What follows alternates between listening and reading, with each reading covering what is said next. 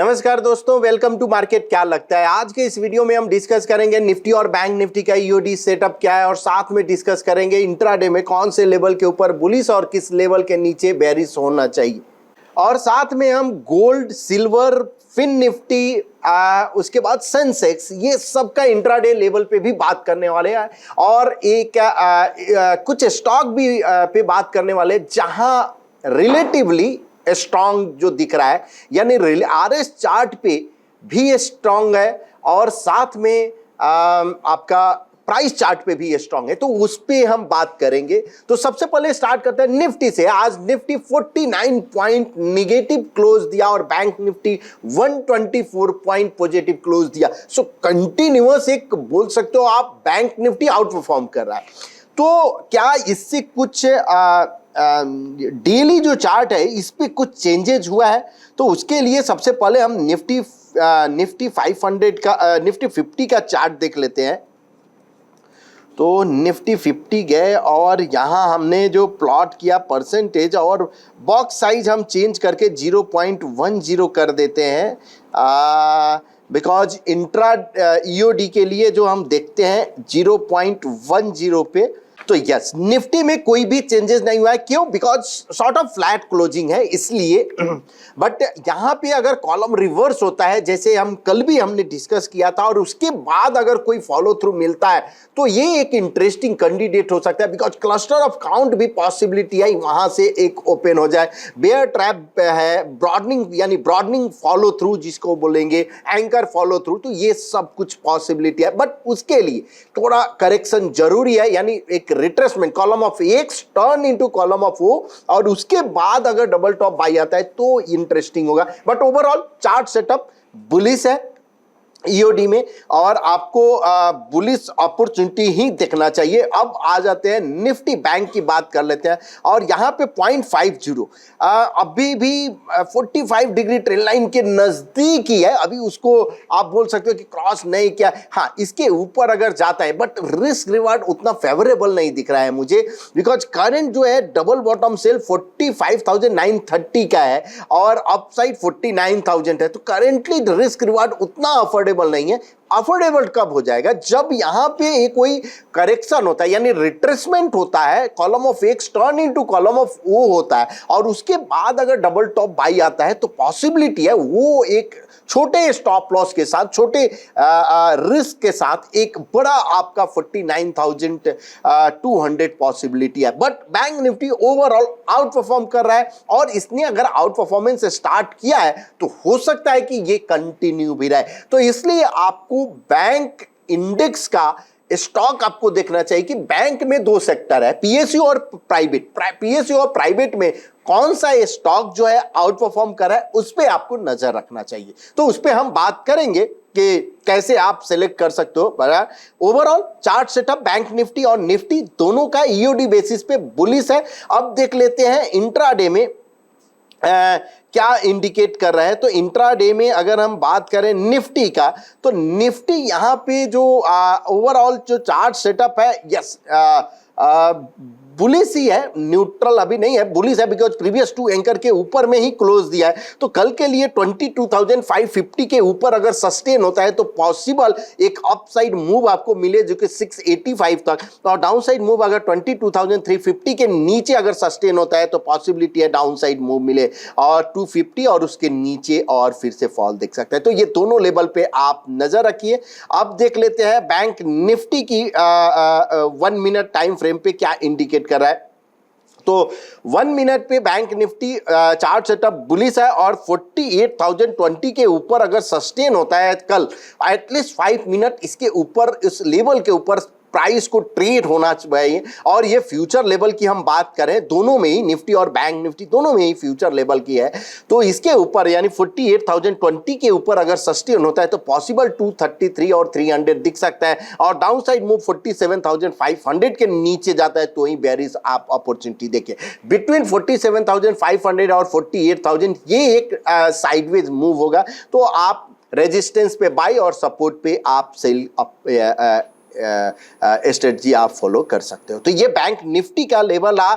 अब देख लेते हैं फिन निफ्टी का। तो फिन निफ्टी में सेम ऑलमोस्ट जो बैंक निफ्टी जो हमने बात किया और आज ऐसे भी एक्सपायरी था, फिन निफ्टी साइडवेज मूव था और मॉर्निंग में ही जब ओआई का चार्ट जब देख रहे थे तो क्लियर इंडिकेशन था कि कुछ भी नहीं होने वाला है। ये सॉर्ट ऑफ यानी 20,800 और 900 के बीच में ही होना चाहिए। बहुत बड़ा कुछ मूव नहीं आने वाला है और वैसे ही हुआ। बैंक यानी फिन निफ्टी में कुछ बड़ा मूवमेंट तो नहीं दिखा, बट कल के लिए जो अगर 21,060 के ऊपर अगर सस्टेन होता है तो पॉसिबल एक अपसाइड मूव मिले और 20,900 के नीचे अगर सस्टेन होता है तो आपको डाउन साइड मूव मिल सकता है।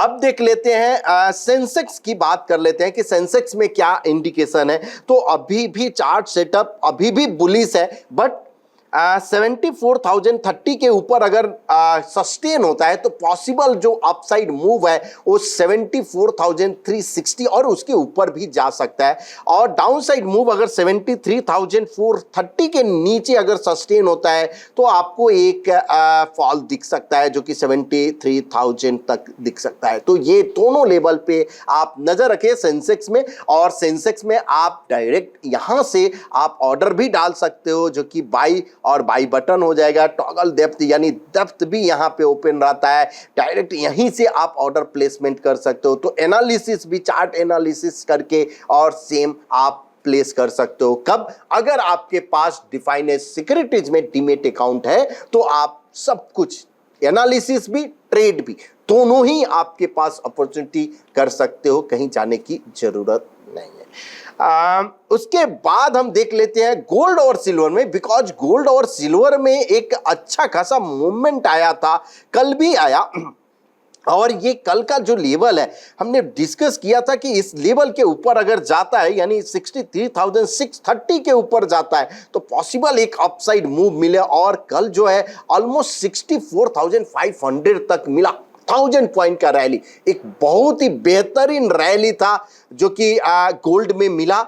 और अभी के लिए क्या इंडिकेशन है? तो अभी जो दिख रहा है 64,800 के ऊपर अगर सस्टेन होता है तो पॉसिबल है एक अपसाइड मूव आपको फिर से मिले। और ऐसे भी ये जो काउंट है ये गोल्ड ऑलमोस्ट यानी आप बोल सकते हो ऑल टाइम हाई पे चल रहा है और 64,584 ये ऑलरेडी काउंट अचीव हो गया है। 65,593 ये काउंट अभी भी ओपन है। और जो बेरिश जो लेवल है जब तक ये 64,300 ब्रेक नहीं करता तब तक आपको बेरिश देखने की जरूरत नहीं है, इसके नीचे ही। और आपको याद होगा जब हम ये लेवल पे थे कि गोल्ड कुछ भी नहीं कर रहा है, कंसोलिडेट कर रहा है, बट ये मल्टीपल रेजिस्टेंस है यानी 62,300 पे हमने इंडिकेट किया था कि अगर यहां से निकलता है यानी मल्टीपल रेजिस्टेंस तो ये एक रैली दिख सकता है। और 62,300 से लेकर 64,760 तक ये वन साइड रैली आपको दिख रहा है लास्ट 2-3 दिन में।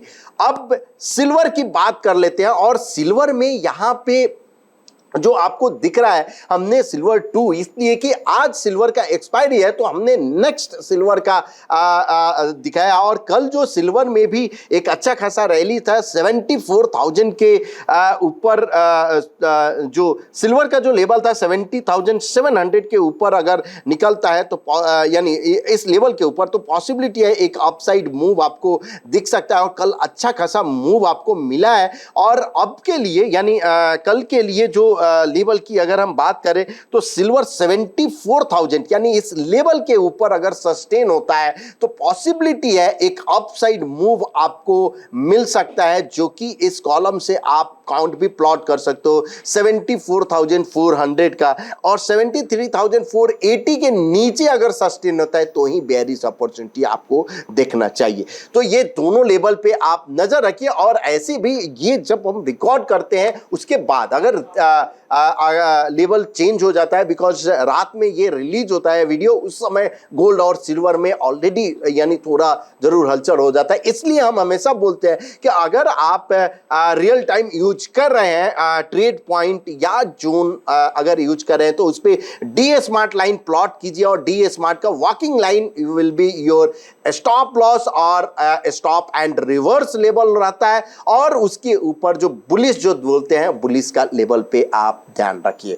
तो ये रहा आपका gold, silver, Sensex, fin Nifty, Nifty and bank Nifty का इंट्राडे लेवल। अब देख लेते हैं अदर एसेट क्लास क्या इंडिकेट कर रहा है। तो यहां पे अदर एसेट क्लास जो इंडिकेट कर रहा है, गोल्ड क्लियरली आउट परफॉर्म किया है और इसने डी स्मार्ट लाइन के ऊपर गया है, तो ये आउट परफॉर्मेंस तो दिख रहा है। बट अगर यहां फॉलो थ्रू मिलता है आउट परफॉर्मेंस में तो एक और आपका कन्विक्शन यानी स्ट्रेंथ आप बोल सकते हो, ये हो सकता है। But overall GS composite, USD, INR दोनों अंडर परफॉर्म कर रहा है, और अगर अंडर परफॉर्मेंस अगर इसमें कंटिन्यू रहता है तो पॉसिबिलिटी है उस समय भी तक निफ्टी के लिए गुड साइन रहेगा। तो यहां पे अगर आउट परफॉर्मेंस स्टार्ट हो जाता है ये दोनों में, यूएसडी, आईएनआर और जीएस कंपोजिट, तो आप संभल जाओ थोड़ा सा ध्यान से। और ऐसे भी जैसे हमने बोला कि मिड कैप स्मॉल कैप में थोड़ा अगर जरूर आपको ठहराव मिलेगा, थोड़ा प्रॉफिट बुकिंग हो सकता है, आउट परफॉर्मेंस नहीं दिखेगा जनरली। अभी आपको लार्ज कैप स्टॉक यानी उधर आपको थोड़ा ध्यान जरूर देना चाहिए मार्च में। और जब अगर आप मिड कैप लेके तो वो आउट परफॉर्मेंस आपको नहीं मिलेगा जो लास्ट कपल ऑफ मंथ से जो मिला है वो एज पर जो आरएस एनालिसिस हम बात कर रहे हैं। अब देख लेते हैं ओआई के हिसाब से क्या इंडिकेट हो रहा है। तो ओआई में अभी भी यस ये 22,200 का जो है वो क्लियर दिख रहा है कि एक सपोर्ट है, और उसके बाद यहाँ पे यस 22,400 रेजिस्टेंस, बहुत बड़ा रेजिस्टेंस नहीं है, उसके ऊपर अगर गया तो 22,000 और 23,000, 22,200 और 23,000 ये एक रेंज है ओआई के हिसाब से। बट ये कल मोस्ट प्रोबेबली मुझे लग रहा है कि ये रेंज क्लियर हो जाएगा कि किस लेवल में होना चाहिए, और बट क्लियर इंडिकेशन तो मुझे उतना नहीं दिख रहा है, बड़ा रेंज है। अब वीडियो के लास्ट पार्ट पे आते हैं जहां पे हम स्टॉक थोड़ा डिस्कस कर लेते हैं। तो उसके लिए हम जोन में जाएंगे ऐप में और आर जोन में, और यहां उसके पहले थोड़ा देख लेते हैं कि डी स्कैनर में जाके डी सेक्टर, तो कौन सा सेक्टर जो है आउट परफॉर्म कर रहा है। उसके लिए हम शॉर्ट टर्म किए और स्कैन किए तो समझ आया कि energy, oil gas, commodities, PSU, bank, infra, CPSE, metal, auto और पीएसयू, बैंक, सीपीएसई ये सब अभी भी आउट परफॉर्म, गवर्नमेंट कंपनीज अभी भी आउट परफॉर्म कर रहा है, सपोर्ट लेकर फिर चल रहा है, शॉर्ट टर्म मूविंग एवरेज के नजदीक सपोर्ट लाए, प्रीवियस बॉटम के यानी प्रीवियस जो रेजिस्टेंस था वहां पे सपोर्ट लेकर और फिर ब्रेकआउट दे रहा है। तो पीएससी, सीपीएससी, एनर्जी, फार्मा ये सब पे आप नजर रखिए। अंडर परफॉर्मेंस में एफएमसीजी, आईटी और मीडिया ये दिख रहा है अंडर परफॉर्मेंस शॉर्ट टर्म में। तो ये सेक्टर वाइज हो गया कि आपका। अब आते हैं अगर हम बात करते हैं कि प्राइस और आरएस पे, तो उसके लिए आरएस स्कैनर में आप आओगे और प्राइस एंड आरएस स्कैनर, और एक कमेंट आया था कि सर ये तो शॉर्ट टर्म के, कैसे मुझे मीडियम टर्म के लिए समझ में आया कि ये स्टॉक लेना चाहिए। तो दोस्तों मीडियम टर्म के लिए आप बॉक्साइट जो यूज कर सकते हो 1%। तो चलो आज हम जो बात करेंगे यानी मीडियम टर्म में ही ये स्कैनर अगर हम रन करके देखेंगे कि जो ये स्टॉक प्राइस पे भी स्ट्रांग हो और आरएस पे भी स्ट्रांग हो, तो दोनों ही 1% हम यूज करके देख लेंगे।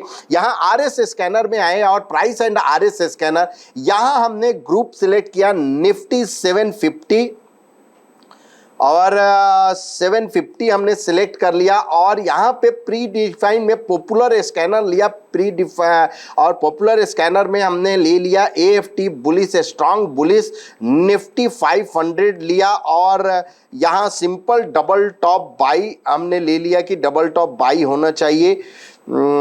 यस ये डबल टॉप बाई डेली रहने देते हैं और यहाँ पे 1% करते हैं फ्रेश, और इस पे भी सेम 1% करते हैं जो RS के लिए और फ्रेश। उसके बाद स्कैन करते हैं और स्कैन के बाद हम आएंगे तो इस प्रकार ये स्कैन हो गया। और स्कैन में अगर आपको समझ में आया तो यहां देख सकते हो कि फ्रॉम डीवीएस से जब आप शॉर्टलिस्ट अगर आप करते हो तो यहां परसेंटेज यानी ये रिस्क कितना है। तो UCO bank, Tata metallic, power India, Mahabank, Motherson और किर्लोस्कर ब्रदर, ये जो स्टॉक जो है ये मीडियम टर्म में अच्छा दिख रहा है। अब अगर यूको बैंक का अगर हम चार्ट देखें तो यहां अगर हम यूको बैंक एक बार प्लॉट करते हैं और यहां पे एनालिसिस करने की कोशिश करते हैं, एक एंकर कॉलम 0.25% पे तो 1% करते हैं। क्लियर प्राइस जो है सपोर्ट लिया, उसके बाद अभी ये ब्रेकआउट देने की कोशिश कर रहा है 65 के ऊपर, तो ये एक अच्छा खासा मूव आ सकता है। पैटर्न जो फेलियर लेवल है बिलो 53, आप इस पे नजर रखिए। दूसरा स्टॉक जो है टाटा मेटालिक का, तो टाटा मेटालिक का चार्ट अगर हम एक बार ओपन कर लेते हैं, चलो टाटा मेटालिक है, यहीं पे चार्ट ओपन करते हैं और यहां दिख रहा है कि यस ये क्लियर एक अप ट्रेंड में जरूर है। पैटर्न जो फेलियर लेवल है बिलो 1017। पावर इंडिया का बात करते हैं कि पावर इंडिया क्या दिख रहा है, तो POWER पावर इंडिया, यस ये स्टॉक ये भी एक इंटरेस्टिंग दिख रहा है। ये एक कंसोलिडेशन है जनवरी से लेकर और अभी तक का, और उसके बाद ये ब्रेकआउट दे रहा है, तो पॉसिबिलिटी है ये कॉलम यानी 7300 ये जा सकता है। पैटर्न फेलियर लेवल बिलो 5800 दिख रहा है, तो आप लोअर टाइम फ्रेम पे भी यानी 0.5 पे आप कर सकते हो। महाबैंक, इस पे आप नजर रखिए, महाबैंक में भी बुलिश ABC फॉर्मेशन है। तो PSU बैंक जो हमने बोला, यूको बैंक, महाबैंक, मदरसन, यहां थोड़ा रिस्क बड़ा है, बट ओवरऑल चार्ट बहुत ही अच्छा इसमें दिख रहा है। अगर ये कंटिन्यूअस अगर डबल टॉप बाई फॉर्म हो रहा है तो डीवीएस वैल्यू यानी 112 के नीचे जो है आप इसका पैटर्न फेलियर लेवल रखिए। किर्लोस्कर ब्रदर्स, यहाँ थोड़ा बड़ा स्टॉप लॉस है, बट मीडियम टर्म के लिए जो स्टॉप लॉस जो दिख रहा है 894 के नीचे अगर जाता है तो पैटर्न फेल हो जाएगा, बट कंसोलिडेशन ब्रेकआउट है। तो ये जो 4-5 स्टॉक है इस पे नजर रखिए। और यहाँ डीवीएस एज ए आप डबल बॉटम सेल या कुछ भी आपका स्ट्रेटजी है, एग्जिट स्ट्रेटजी जरूर डालिए, बिकॉज जब मार्केट फॉल होता है तो आपको जो बचाता है वो एग्जिट यानी स्टॉप लॉस ही। तो इसलिए चाहे कोई भी ऑर्डर, कोई भी इवन अगर आपके पोर्टफोलियो में प्रॉफिट में भी अगर आप हो, अगर आपको लगता है कि यहाँ पे मेरा प्रॉफिट बुकिंग होना चाहिए और ये मेरा स्टॉप लॉस होना चाहिए, तो इसके लिए आप GTT ऑर्डर यानी OCO order, one cancel other, दोनों ही आप ऑर्डर प्लेस करके रखिए। बिकॉज आपको, हमको, किसी को नहीं मालूम कि वो रेट आपका कब आएगा, ये स्टॉप लॉस वाला रेट पहले आएगा कि टारगेट वाला रेट आएगा। अगर दोनों में से जो आता है पहले वो अचीव होगा और आप एटलीस्ट बाहर हो जाएंगे। अगर फॉल भी अगर आता है, स्टॉप लॉस अगर हिट होता है, तो एटलीस्ट आप लॉस बुक करके बाहर हो जाएंगे। आपको एग्जिट करने का फिर से यानी री एंट्री का फिर से आपको मौका मिलेगा।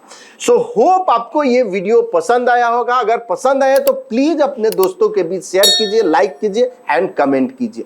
Thank you so much.